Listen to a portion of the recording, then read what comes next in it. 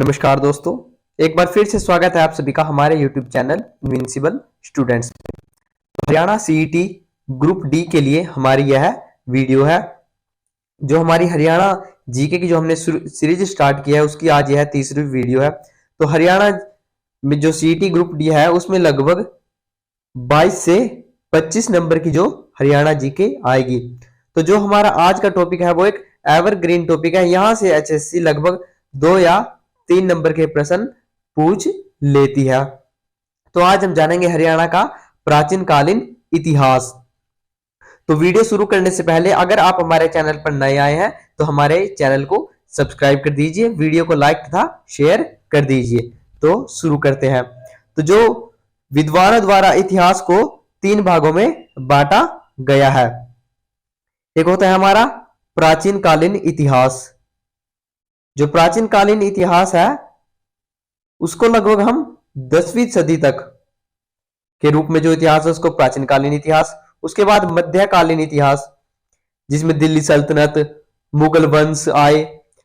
तो जो 17वीं सदी के अंत तक, जो लगभग 18वीं सदी तक मान लेते हैं हम इसको, मध्यकालीन इतिहास में बांटा जाता है। उसके बाद आता है आधुनिक। जो आधुनिक इतिहास है, जब से हमारे ऊपर जो ब्रिटिश रूल आया था उसके आधिपत्य के बाद से वर्तमान समय तक है, जो उसे आधुनिक इतिहास के रूप में जानते हैं। तो हम जानेंगे हरियाणा का प्राचीन कालीन इतिहास। जब हम किसी विषय को पढ़ते हैं तो उससे समझने के लिए हमें उसके इतिहास को समझना बहुत ही हमारे लिए महत्वपूर्ण है।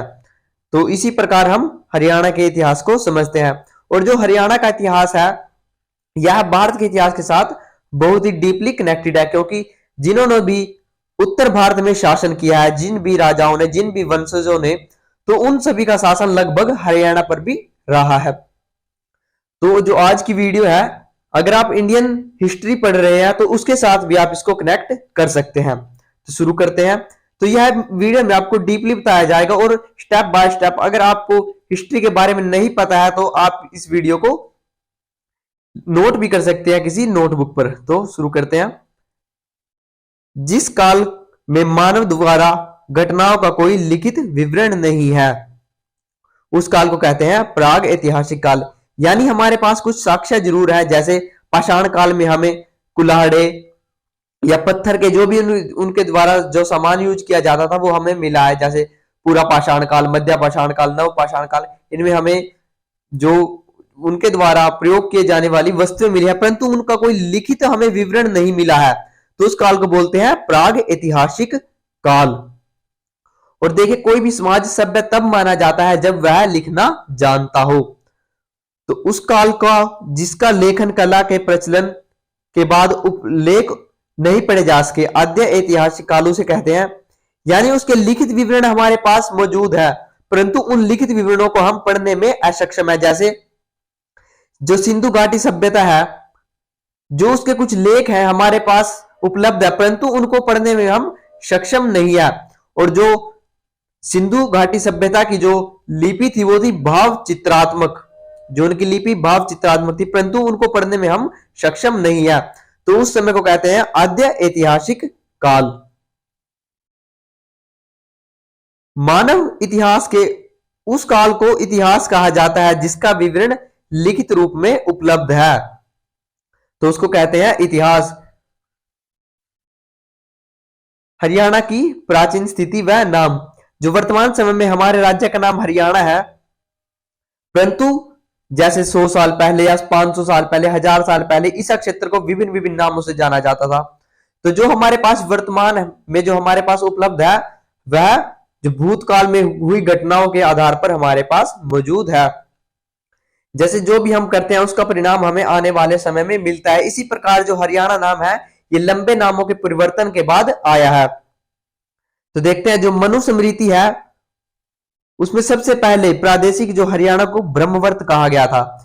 यह भी एक एवरग्रीन क्वेश्चन है जो एचएसएससी लगभग पूछती रहती है कि जो ब्रह्मवत है या मनुस्मृति में हरियाणा को किस नाम से जाना जाता है। तो उसमें आपके पास बहुत सारे ऑप्शन होंगे, हरितानक, हरिबाणक या ब्रह्मवत। तो इसका आंसर होगा ब्रह्मवत। महाभारत काल में पुरुवंशीय महाप्रतापी राजा कुरु के नाम से संबंध होकर ब्रह्मवत कुरुक्षेत्र में बदल गया। यानी मनुस्मृति तक इसका नाम ब्रह्मवत रहा, परंतु जो कुरु के नाम से संबंधित होकर बाद में जो ब्रह्मवत को कुरुक्षेत्र कहा जाने लगा। कुरुक्षेत्र यानी कौरवों का अक्षेत्र। अब जो कुरुक्षेत्र था उसके दक्षिण यानी दिल्ली के निकट के क्षेत्र को खांडवप्रस्थ, यानी जो बाद में इंद्रप्रस्थ में तब्दील हो गया था, जो हमारे दिल्ली का आसपास का क्षेत्र है उसको हम खांडवप्रस्थ के नाम से भी जानते थे। और जो दक्षिणी पूर्वीय क्षेत्र है रोहतक हिसार के आसपास को, उसको जानते हैं बहुध्यानक के नाम से। और जो कुरु जो राजा था उसने आने के बाद इस क्षेत्र को हरा भरा कर दिया था, जिसके कारण इसको बहुध्यानक के नाम से जाना जाने लगा। अब आ गए हम 6ठी-7वीं शताब्दी पर, जिस समय यहां पर वर्धन वंश का शासन था। जो हर्षवर्धन था या पुष्यभूति वंश था जिसकी राजधानी थी थानेसर। तो उस वंश के जो शासन था वो कहां था? कुरुक्षेत्र तथा इसके ऊपर एवं नीचे कुरु जंगल आदि क्षेत्र को श्रीकंठ जनपद के नाम से जाना जाने लगा। जो यह प्रश्न आता है कि 6ठी-7वीं शताब्दी में हरियाणा को किस नाम से जाना जाता था? तो श्रीकंठ जनपद के नाम से जाना जाता था। यह नाम किसी नागवंशीय राजा द्वारा दिया गया था, श्रीकंठ जनपद। पुष्यभूति वंश के पतन के बाद मुख्यतः रूप से 19वीं सदी के आसपास यह प्रदेश अपनी हरियाली के कारण हरियाला। तो अब देख सकते हैं कि 9वीं शताब्दी के लगभग जो हरियाणा से जो मिलते जुलते शब्द है वो आने लग गए थे। हरियाला शब्द आ गया 9वीं शताब्दी में। इससे पहले जाना जाता था श्रीकंठ जनपद के नाम से। उसके बाद है जो स्कंद पुराण है। स्कंद पुराण के जो कुमार खंडिका में इस प्रदेश को हरियाला, जो हरियाला शब्द है वो 9वीं शताब्दी का है, वो स्कंद पुराण के कुमार खंडिका से आया है। 10वीं शताब्दी में जो प्रसिद्ध जैन कवि पुष्पदंत ने जो रोहतक के आसपास के रहने वाले थे, उन्होंने अपने ग्रंथ महापुराण में अखिल्या पारिपाल्य हरियाणाओं में हरियाणा शब्द का प्रयोग किया। यानी अब देख सकते हैं कि 10वीं शताब्दी के आसपास हरियाणा शब्द प्रयोग में आने लगा। बिजोलिया राजस्थान में एक शिलालेख है बिजोलिया, उसमें हरियाणा को हरितानक के नाम से संबोधित किया गया। धरणीधर है एक कवि है, उन्होंने अपनी पुस्तक अखंड प्रकाश में सबसे पहले जो हरियाणा के लिए हरिबाणक शब्द का प्रयोग किया गया। ऑप्शन में हरितानक, हरिबाणक इस प्रकार के कॉमन शब्द आते हैं। तो जो 9वीं शताब्दी के बाद है, जो हरियाला के बाद जो रूपांतरण होते होते वर्तमान में हम अपने क्षेत्र को, अपने प्रदेश को हरियाणा के नाम से जानते हैं। 14वीं शताब्दी के बाद इस प्रदेश का सही नाम हरियाणा प्रयोग किया जाने लगा। जो वर्तमान समय में भी हम यूज कर रहे हैं वो हरियाणा, तो वो कब आया था? वो 14वीं शताब्दी में आ गया था। अब जानते हैं कि जैसे प्राचीन हम किसी भी चीज की हिस्ट्री को पढ़ते हैं तो हमारे पास कुछ सोर्सेज होते हैं जिनके आधार पर हम उन्हें उनके बारे में जानते हैं। तो वो सोर्स किसी भी प्रकार के हो सकते हैं, लिखित हो सकते हैं, अलिखित हो सकते हैं। प्राचीन हरियाणा के इतिहास के साधनों को अध्ययन की सुविधा के लिए हम 3 भागों में बांटते हैं। एक तो हमारे साहित्यिक सामग्री, जो विभिन्न विद्वानों द्वारा लेख छोड़े गए हैं उनके आधार पर हम जान सकते हैं। उसके बाद पुरातात्विक सामग्री, जैसे सिक्के हो गए या औजार हो गए, उनके आधार पर हम इतिहास को समझते हैं। उसके बाद है आधुनिक सामग्री, जो कुछ राइटर्स हैं उनके द्वारा जो किताबें लिखी गई हैं 200 या 300 साल पहले, उनको पढ़कर हम अपने क्षेत्र के इतिहास के बारे में जान सकते हैं। तो हमारे पास उनके लिए लिखित विवरण हो सकते हैं, या चित्र हो सकते हैं, या शिलालेख हो सकते हैं, सिक्के हो सकते हैं, जिनके आधार पर हम विभिन्न कड़ियों को जोड़ते हैं तथा अपने इतिहास का निर्माण करते हैं।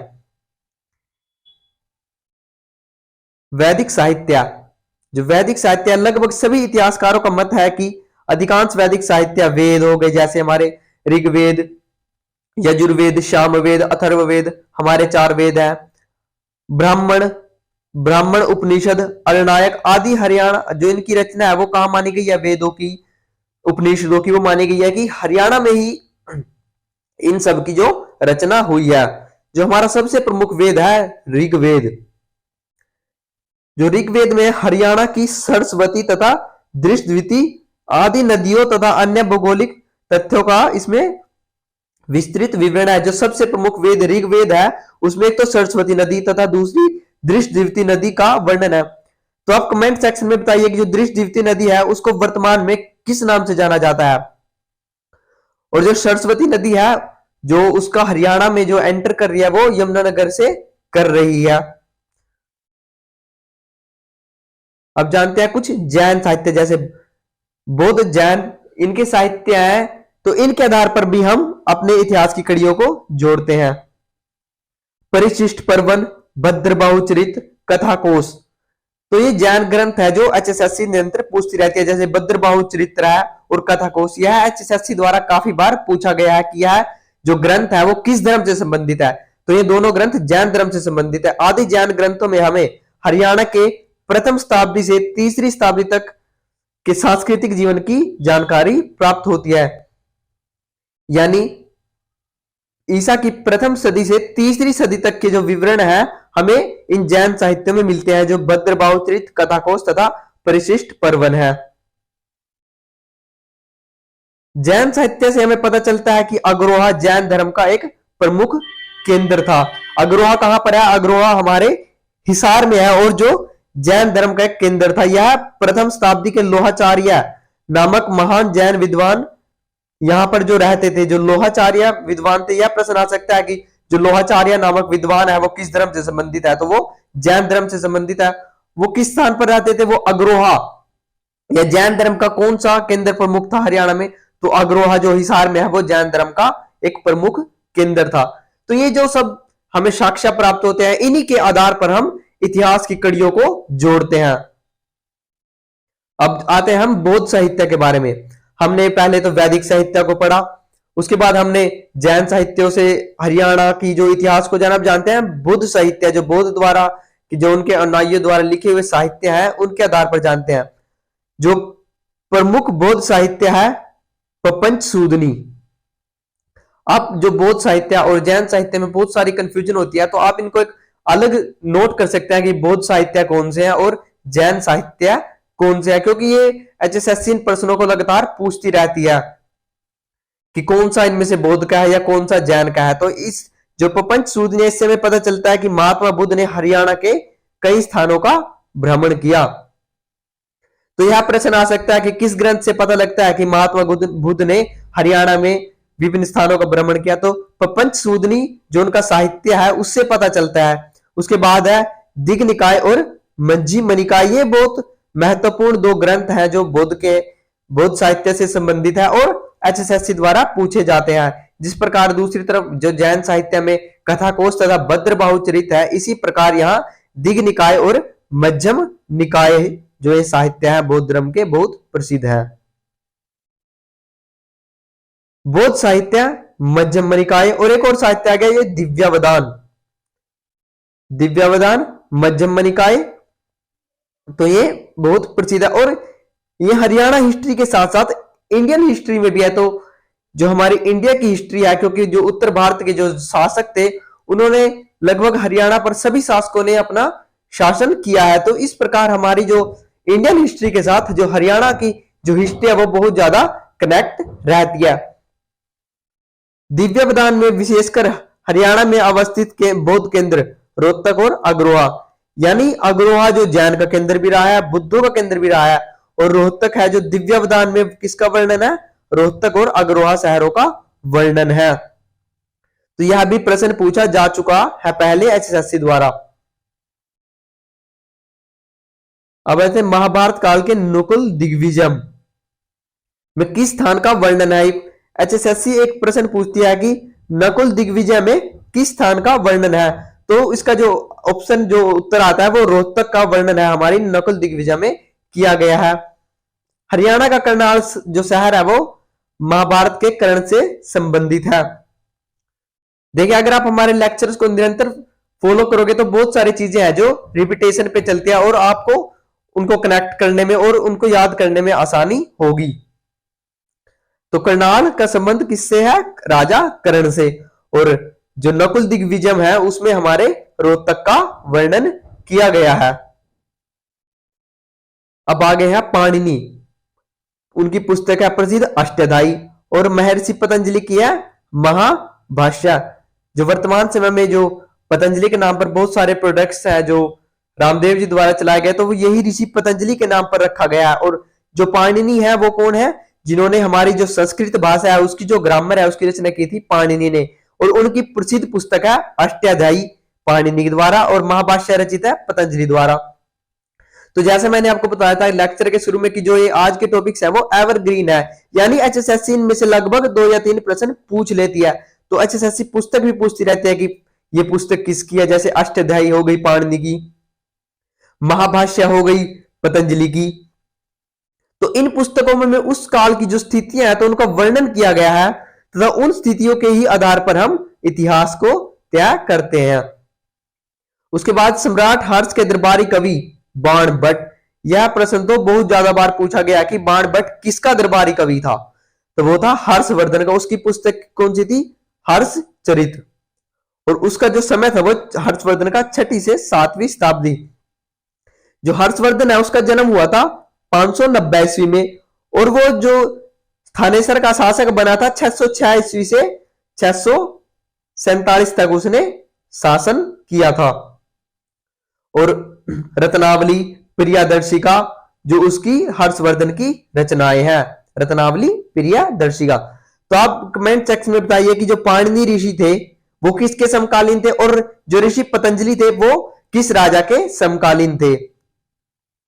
कश्मीर के कवि तथा इतिहासकार कल्हण द्वारा रजत रांगिणी, जो यह पुस्तक प्रसिद्ध है रजत रांगिणी, किसकी रचना है, तो यह कल्हण की रचना है, और इसमें जो कश्मीर के राजा हैं उनके इतिहास का वर्णन है। और यह लगभग जो रजत रांगणी है वो किस शताब्दी में लिखी गई थी, वो 10वीं शताब्दी में लिखी गई थी।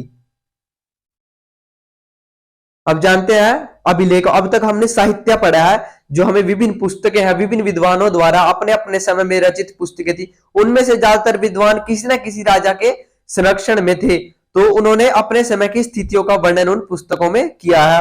अब हम जानते हैं कि अभिलेख जो हमें मिले हुए हैं उनके आधार पर 5 प्रकार के अभिलेख होते हैं। धार्मिक अभिलेख, जैसे ग्रंथ हो गए हमारे धार्मिक ग्रंथ, ऋग्वेद उपनिषद, या हमारी महाभारत हो गई, रामायण होगी, हमारे धार्मिक ग्रंथ है उनके आधार पर। या प्रशंसात्मक अभिलेख, जो दरबारी कवि होते थे वो जिस भी राजा के दरबार में होते थे वो उसकी प्रशंसा में बहुत सारी पुस्तकें तथा रचनाएं लिखते थे। यह सभी राजाओं के साथ, ताकि उनके समय में समकालीन कोई ना कोई दरबारी कवि होता था, वो उनकी प्रशंसा में पुस्तकें लिखते रहते थे। स्मारक लेख होते थे, जैसे किले हो गए या किसी समाधि बना देगी तो स्मारक लेख उन पर लिखे जाते थे। आज्ञा पत्र, राजा द्वारा कोई आदेश जनता के लिए दिया गया, उसे पत्थरों पर खुदवा दिया गया, या कोई दान पत्र, तो ये सब अभिलेखों के प्रकार हैं। देखते हैं हरियाणा में अभी तक 5 श्रेणियों में 37 अभिलेख प्राप्त हुए हैं। तो हरियाणा में प्राप्त अभिलेखों में सबसे प्राचीन टोपड़ा अभिलेख है। जो टोपड़ा अभिलेख किससे संबंधित है, सम्राट अशोक से, और जो सम्राट अशोक द्वारा बहुत सारे अभिलेखों को लिखवाया गया है। तो आप कमेंट करके बताइए कि जो सम्राट अशोक था उनका जो शासनकाल था वो कब से कब तक था, और जो सम्राट अशोक द्वारा लिखवाए गए अभिलेख है उनकी जो लिपि वो ब्राह्मी थी, और भाषा क्या थी, संस्कृत थी। ब्राह्मी लिपि के अलग उन्होंने 2 अन्य लिपियों का भी प्रयोग किया है, वह भी आप कमेंट सेक्शन में बताइए कि उनके द्वारा कौन सी लिपि का प्रयोग किया गया है इससे अलग। और ये बताइए जो टोपड़ा स्तंभ है वो हरियाणा में किस स्थान पर है, तो इसका शासनकाल तो यहां पर लिखा हुआ है 273 से 232 ईस्वी ईसा पूर्व। जो ईसा पूर्व, बहुत सारे बच्चों को कंफ्यूजन होती है कि जो ये होता है ईसा पूर्व और कई जगह लिखा होता है ईस्वी, इनमें क्या डिफरेंस है। जो ईसा पूर्व है उसमें जो शताब्दी है वो ऐसे चलती थी, जैसे 300, 200, फिर 100, परंतु जो ईसा मसीह है जिनका जन्म पहली सदी में हुआ था, उसके बाद जो चलने लगी आज चलने लगी प्रथम सदी, दूसरी सदी, तीसरी सदी, चौथी, 5वीं, 10वीं, तो आज वर्तमान समय में 21वीं सदी। जो पहली सदी से पहले के विवरण है वो ऐसे चलते थे उल्टे 100, 200, 300, तो वापसी में जो चलते थे तो उनके पीछे लगता है ईस्वी पूर्व, यानी ईसा मसीह के जन्म से पहले, और जो प्रथम सदी के बाद उनके पीछे लगता है ईस्वी, यानी ईसा मसीह के जन्म के बाद। तो इनमें एक डिफरेंस क्रिएट होता है यहाँ पर, जहां ईसा मसीह का जन्म हुआ था उसके बाद सदियां ऐसे चलने लगी 1, 2, 3, 4, 5, उससे पहले उल्टी चल रही थी, जैसे 4 के बाद चौथी सदी के बाद तीसरी आई, फिर दूसरी, फिर पहली, उसके बाद जब ईसा मसीह का जन्म, उसके बाद सदियां ऐसे चलने लगी, पहली, दूसरी, तीसरी और वर्तमान समय में 21वीं। तो ये डिफरेंस है ईसवी पूर्व और ईसवी में। तो जो अशोक था वो, उनका जो शासनकाल था वो 273 ईस्वी पूर्व से 232। देखिए यहां पर उल्टा है, 273 ईस्वी पूर्व से 232 ईस्वी पूर्व, जिसमें उन्होंने 7 अभिलेख अंकित किए हैं। तो जो इन अभिलेखों का क्या उद्देश्य होता था कि जो राजा के जो आदेश थे या उसके जो वचन थे वो उसको आम जनता तक पहुंचाया जाता था। जो बड़ी बड़ी शिलाएं होती थी उन पर इन अभिलेखों को खोदा जाता था। करनाल से प्राप्त एक अभिलेख, ये प्रोस्टिन, ये ख्रोष्टी है, ख्रोष्टी एक लिपि है, ख्रोष्टी भी एक लिपि होती है। तो करनाल से जो अभिलेख प्राप्त है वो ख्रोष्टी में लिखा हुआ है, और इस अभिलेख में जो एक तालाब के निर्माण से संबंधित है। कपाल मोचन में एक अभिलेख मिला है जो कि अपूर्ण अभिलेख है। अग्रोहा जो कहां है, हिसार में, और यहां जैन धर्म का केंद्र रहा है, बुद्ध धर्म का केंद्र रहा है। लोहाचार्य नामक प्रसिद्ध विद्वान का संबंध यहां से है जो जैन धर्म से है। वहां से एक टैबलेट प्राप्त हुई है जहां जिसमें संगीत के जो सारे गामा पादा है, जो ये 7 स्वर है संगीत के, ये लिखे हुए हैं। तो यह प्रश्न भी पूछा पहले जा चुका है कि जो जो सारे गामा पादा है वो कहां से प्राप्त हुआ है हरियाणा में, तो वो अग्रोहा से प्राप्त हुआ है। तो जो आज की जो ये वीडियो है ना, इसमें लगभग सभी जो टॉपिक है वो पहले पूछे जा चुके हैं, और आने वाले समय में भी इनमें से ही प्रश्न बनते रहेंगे। अग्रोहा, अब जानते हैं जो और है मुद्रांक मिले हैं। अग्रोहा से प्राप्त योद्धेय युगीन, अब योद्धेय काल के जो मुद्रांक पर अंकित अभिलेख है जिनमें योद्धेय गण की प्रशासनिक व्यवस्था का वर्णन है। तो यहां से डायरेक्ट प्रश्न आ सकता है कि जो योद्धेय गण का जो अभिलेख है योद्धेय युगीन का, वो कहां से प्राप्त हुआ है, तो वो भी अग्रोहा से प्राप्त हुआ है। हर्ष की 7वीं सदी में सोनीपत से प्राप्त ताम्र मुद्रांक में हमें पुष्यभूति नरेश हर्षवर्धन की जानकारी प्राप्त होती है।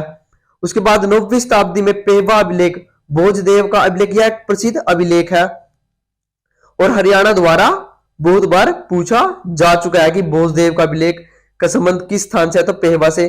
तो और ये कि जो पेहवा किसके लिए फेमस था, तो वहां पर घोड़ों के व्यापार के लिए उस समय पेहवा प्रसिद्ध था। किस समय प्रसिद्ध था, 9वीं सदी में।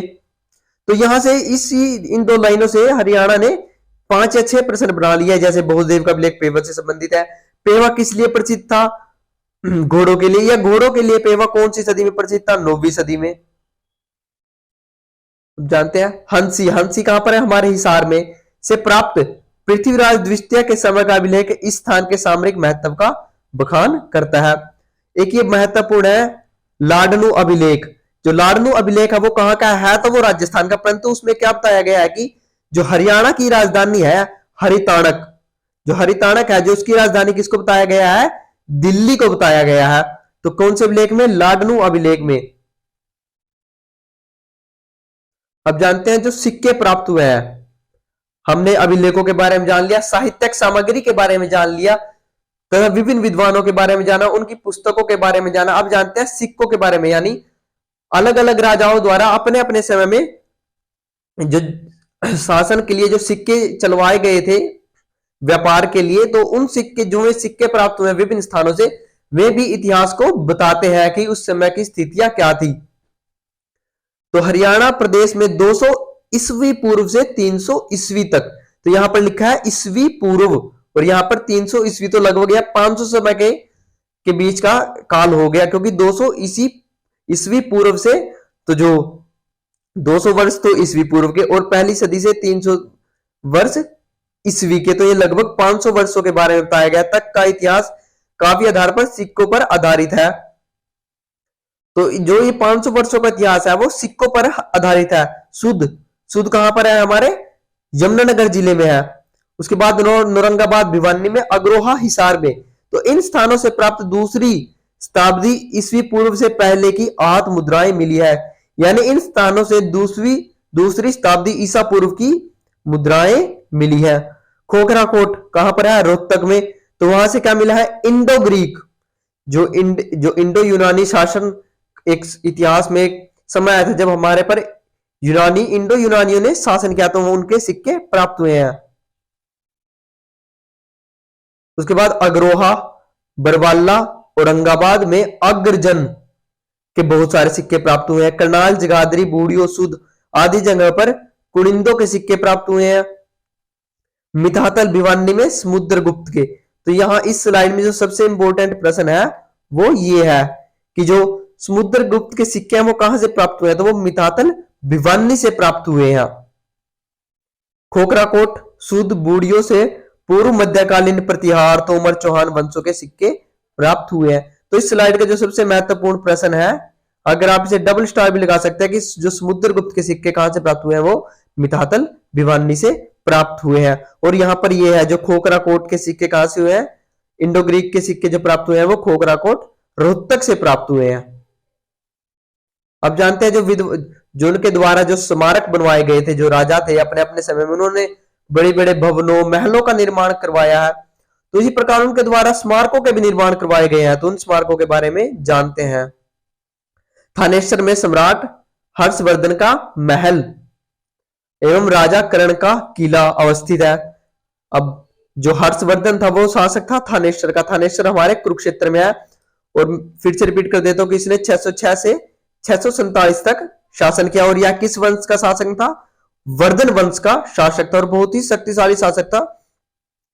और जो इसका युद्ध हुआ था महत्वपूर्ण जीवन का, वो हुआ था पुलकेशिन द्वितीय से।